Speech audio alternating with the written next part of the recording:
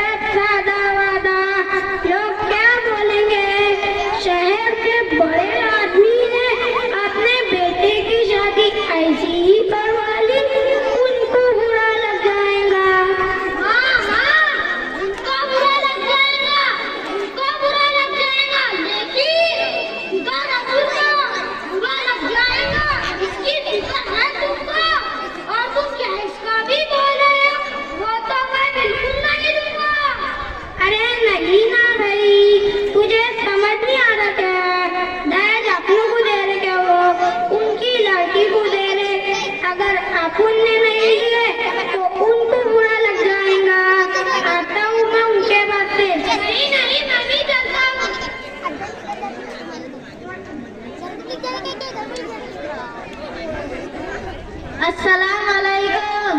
वालेकुम अस्सलाम। कहिए जनाब। अरे जनाब, तुम बोल रहे थे ना बात करने का। देखो भाई, हम दीनदार लोग हैं, ज्यादा के काम करने वाले नहीं हैं।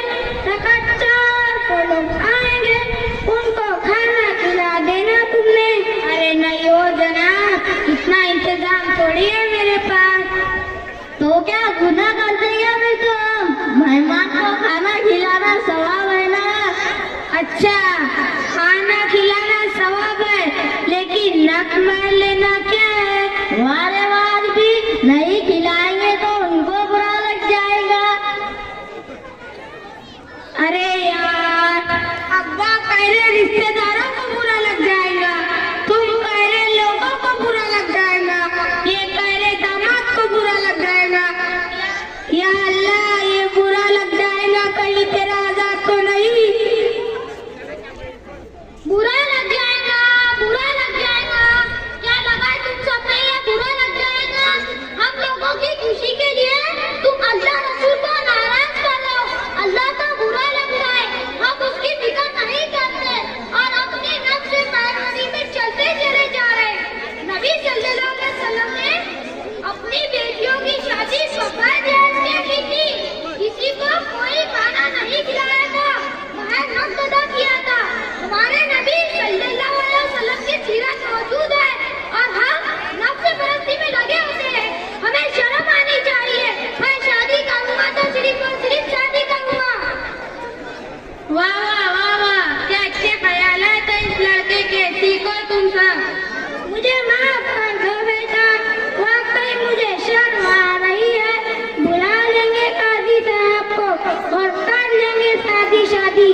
लोगों को बुरा लगता है तो लगन दो, लेकिन अल्लाह रसूल को बुरा लगना नहीं चाहिए। मैं भी आज से बुरे काम छोड़ दूंगा और अल्लाह रसूल के तरीके पर ही चलने में भलाई है और शादी में ही खूबसूरती है।